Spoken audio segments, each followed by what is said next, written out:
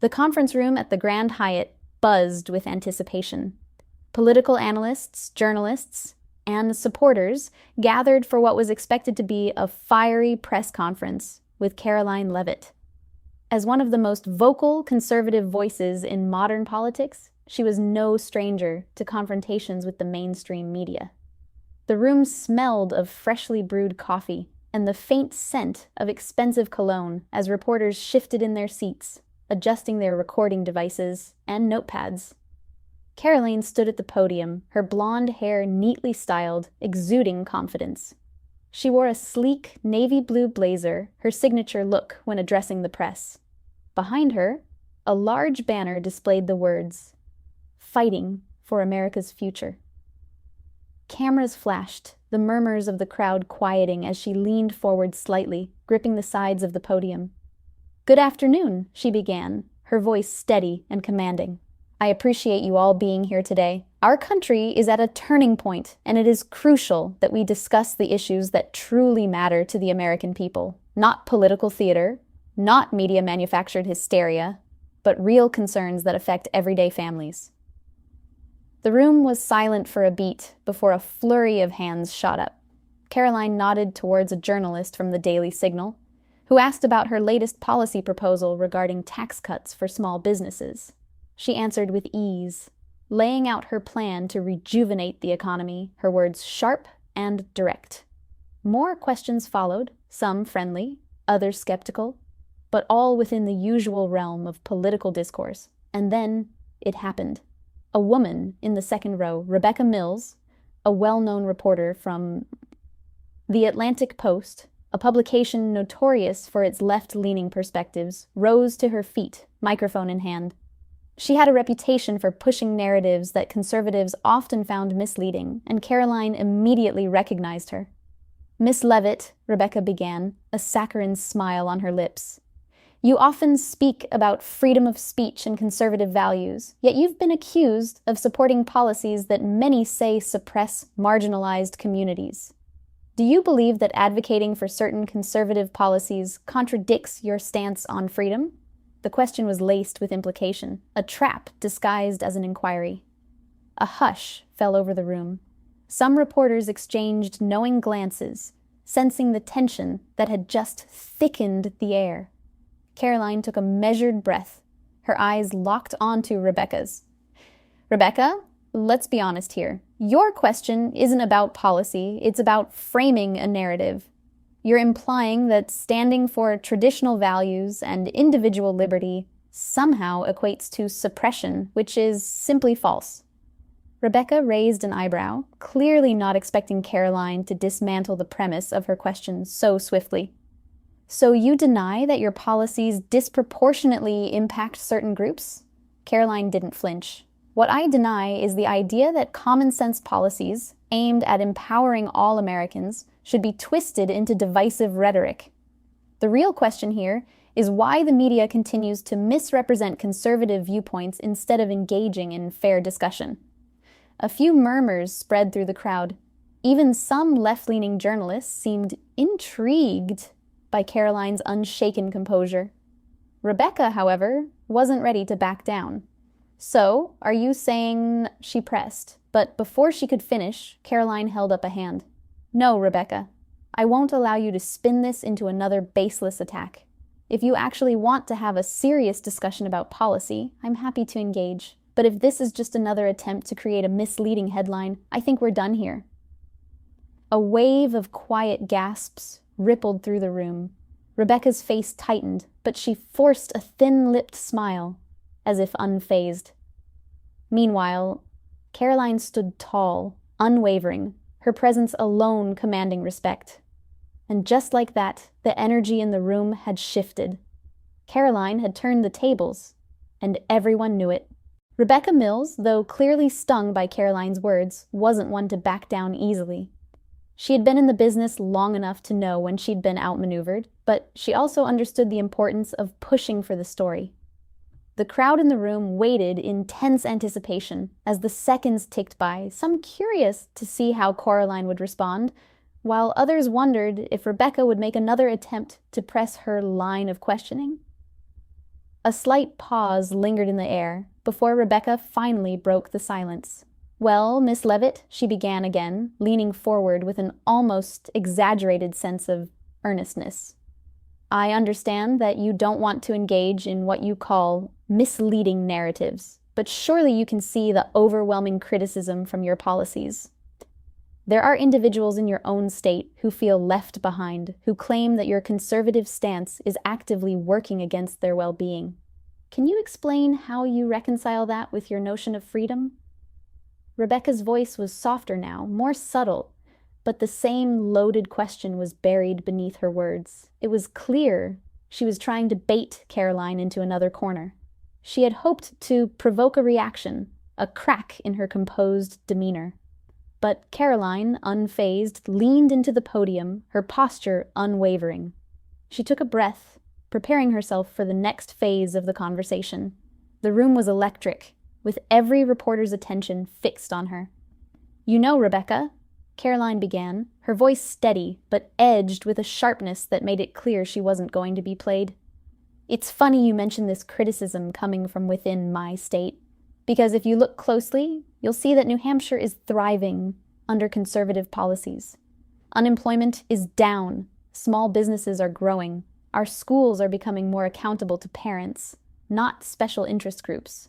Karoline's gaze never wavered from Rebecca, her confidence radiating in every word. "What I've consistently advocated for is a focus on lifting all Americans. My policies are designed to empower those who have been neglected by decades of failed liberal governance. The people of New Hampshire want jobs, lower taxes, and an education system that serves their children, not one that serves the political elites." She paused for a moment, allowing the weight of her statement to settle in the air before continuing. "And, to answer your question directly, Rebecca, yes, my policies may challenge the status quo, but that's what leadership is all about, making hard choices for the betterment of everyone. We can't keep throwing money at problems without asking how we're going to pay for them or what the long-term consequences will be." Rebecca's smile had faded, replaced by a furrowed brow. She wasn't getting the response she had hoped for, but she wasn't ready to let go just yet. "I'm sure the people of New Hampshire appreciate your bold stance," Rebecca said, now shifting her tone to one of feigned understanding. "But what about those who don't agree with your policies? How do you justify their frustrations when you're representing them in Congress? Are you really listening to all of your constituents?" There was an undeniable bite to her question now, an almost accusatory undertone, as if suggesting Karoline was out of touch with the very people she claimed to represent. Karoline didn't hesitate for a second. Her eyes glinted with determination as she answered, her words sharp and clear. "I've been to every corner of New Hampshire. I've talked to the people who disagree with me, and I respect their opinions, just as I respect the opinions of those who agree with me," Karoline said firmly, her tone no longer calm but powerful. "But what I won't do is pander to a vocal minority that wants to impose their values on the rest of us. I listen to the concerns of everyone, but I make decisions based on what's best for the majority of my constituents and what's best for America." Rebecca's frustration was now palpable. Her face flushed with the sting of Karoline's refusal to engage in the typical back-and-forth media trap. It was clear that she wasn't going to get the answer she wanted from Karoline, and the audience could feel the shift in power. Karoline had, once again, managed to diffuse the situation with cold logic and a steady resolve. But just as Rebecca opened her mouth to ask another question, Karoline took control of the room with a calculated move. "Let's be real here, Rebecca," Karoline said, her tone now colder, more cutting. "You don't want a discussion. You want a fight. You want sound bites. You want something you can twist into a headline. You want to create division, not unity. And I'm not going to play that game with you." The room was now fully charged, the tension between the two women almost palpable. Karoline's words had sliced through the noise like a razor, cutting through the pretensions of the liberal media. There was no more pretending. It wasn't about policy anymore. It was about a battle of wills. Rebecca's face twitched in annoyance as she fought to regain her composure, but Karoline wasn't giving her the chance. She had turned the tables again, and this time there was no escaping it. Now, unless you're interested in discussing actual policy solutions, I think we're done here, Karoline added with a finality that hung in the air like an impenetrable wall. The room was silent for a moment, and then, as if on cue, a few reporters began to exchange glances, muttering quietly among themselves. They could feel the shift in the atmosphere. The power was no longer in Rebecca's hands, but firmly in Karoline's. Rebecca, caught off guard and visibly shaken, realized her attempt to corner Karoline had failed. She had been outmaneuvered, and there was no coming back from it.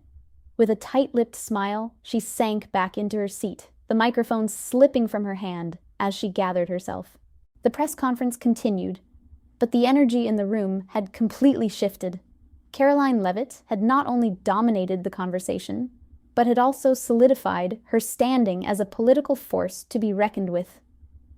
The questions that followed were tame in comparison, as if the reporters were hesitant to press too hard after witnessing her sharp, decisive responses. Karoline's confidence was unmistakable, and her composure had left a lasting impression.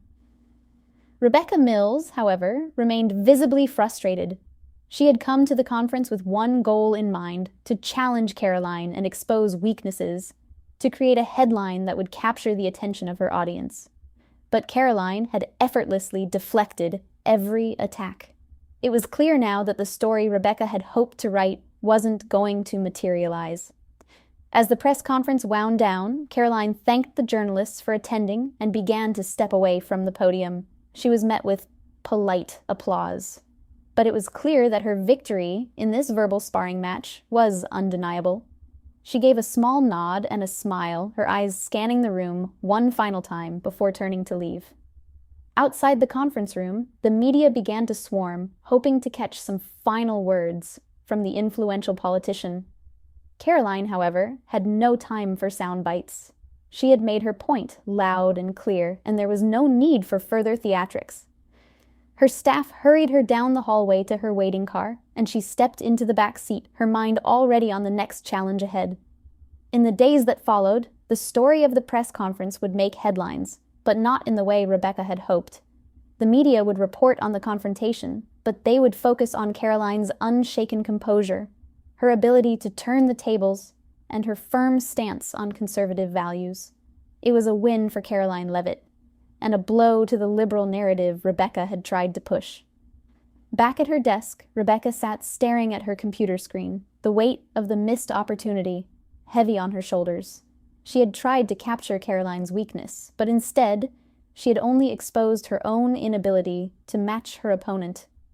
Karoline had played the game on her terms, and in the world of politics, that was all that mattered.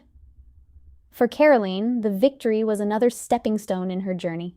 She knew the battles ahead would only get tougher, but today, she had proven once again that she was not just another politician. She was a force to be reckoned with. And as the media moved on to the next story, Karoline Leavitt continued to rise, unwavering in her commitment to her principles, and unafraid to take on anyone who stood in her way.